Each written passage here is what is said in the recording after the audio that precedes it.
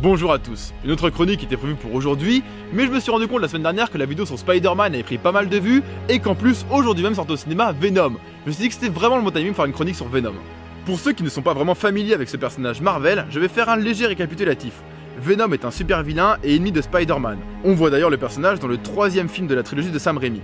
Venom est un symbiote, c'est un organisme alien qui a une personnalité propre et qui ne peut pas vivre sur Terre seul, mais qui a besoin d'un hôte pour être en symbiose, pour fusionner en quelque sorte. Les hôtes de Venom plus célèbres sont Peter Parker et Eddie Brock, le personnage interprété par Tom Hardy dans Venom.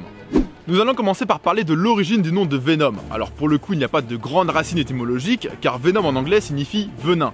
C'est vrai que les créateurs Marvel sont pragmatiques, voire parfois un peu simplistes dans le choix des noms qu'ils accordent à leurs personnages. Car si en américain cela donne Spider-Man versus Venom, en traduction française cela donne Homme araignée versus Venin, ce qui est un peu simpliste. Ensuite, il existe une anecdote assez sympa sur la création du personnage. Il faut savoir que le costume a été imaginé et dessiné par un fan de comics, Randy Schweller. Et l'éditeur en chef de Marvel de l'époque, en 1982, propose à ce fameux Randy Schweller de lui acheter son concept pour seulement 220 $. Alors ça paraît assez dérisoire comme somme, mais si on prend en compte le dollar réajusté, c'est-à-dire en prenant en compte de l'inflation, ça équivaut plutôt à 700 $ de nos jours, ce qui est quand même pas mal. Surtout que pour le fan en question, c'est une certaine fierté de contribuer à l'univers Marvel. D'ailleurs, depuis quelques années, la lettre qu'a reçue Randy Schweller ce jour-là est disponible sur internet. Comme je l'ai dit dans l'intro, Venom a besoin d'un hôte sur Terre pour vivre, et il a longtemps possédé Peter Parker, donc Spider-Man, tout en essayant de le tuer. Et dans le comics numéro 1 de la série Web of Spider-Man, sorti en 1985, il se passe une scène assez étrange entre Peter Parker et Venom. Alors que Spider-Man a réussi à se séparer de Venom grâce au son d'une cloche, Peter Parker est à bout de force et est sur le point de mourir.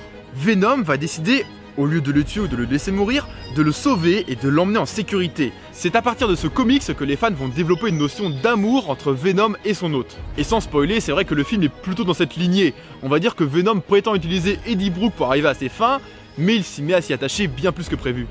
Continuons sur le bon côté de Venom, on va dire. Il est donc défini comme un super vilain, mais cela ne l'empêche pas de combattre Carnage en s'alliant avec Spider-Man ou Captain America entre autres. A noter que Venom a un certain code moral, il refuse absolument de tuer des personnes innocentes. Ce qui est assez dingue on va dire pour un super vilain, et c'est ça qui en fait un personnage non binaire. C'est-à-dire pas gentil ni méchant, mais qui adapte son comportement en fonction des situations. Et c'est pour cela que ça en fait un personnage extrêmement intéressant et complexe, car ses motivations ne sont pas vraiment claires. Et après avoir vu le film, il est même difficile de caser Venom comme un super vilain ou un super héros. Parlons enfin du caméo de Stan Lee. Pour ceux qui ne le savent pas, Stan Lee est le papa de Marvel et a pris pour habitude de faire au moins un caméo dans absolument tous les films de la franchise. Étant donné que Stan Lee a déjà 95 ans et qu'en plus Venom est un film qui s'éloigne un petit peu de l'univers Marvel construit depuis plus de 10 ans, j'étais pas vraiment sûr de voir son caméo, mais il arrive à la fin sans spoiler dans les 5 dernières minutes. Et son caméo est assez intéressant, il ne fait pas seulement de la figuration comme dans Deadpool 2 par exemple. Selon moi, et c'est mon interprétation, je trouve que Stan Lee interprète son propre rôle dans le film.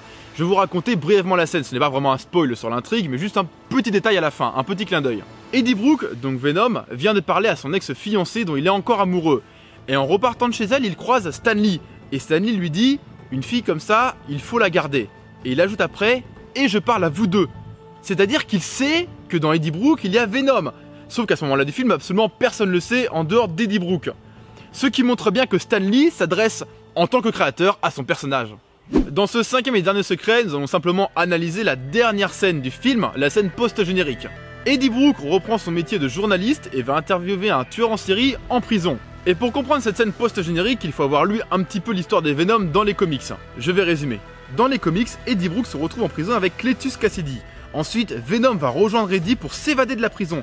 Sauf que Venom va produire une autre symbiote à ce moment-là, sachant que la reproduction des symbiotes est asexuée. Et à ce moment-là, ce rejeton de Venom va fusionner avec Cletus Kasady pour donner Carnage. Le personnage interprété par Woody Harrelson n'est donc personne d'autre que Cletus Kasady avant sa transformation, avant sa symbiose.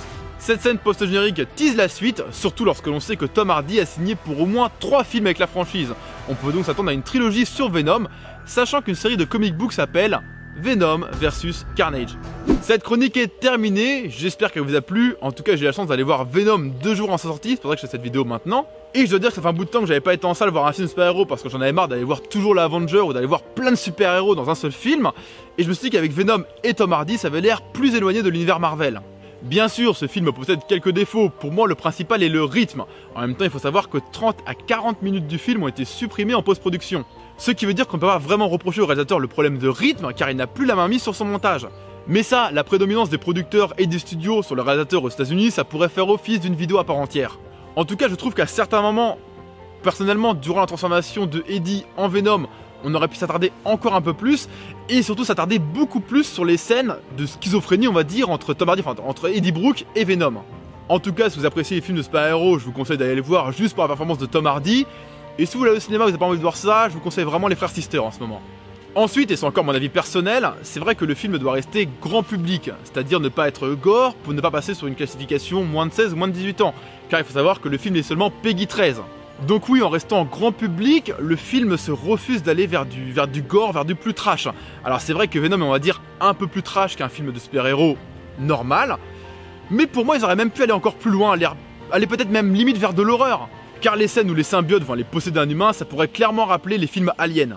Mon petit blabla de fin est terminé, on se retrouve dans 2 semaines pour la prochaine chronique, en attendant, à la prochaine.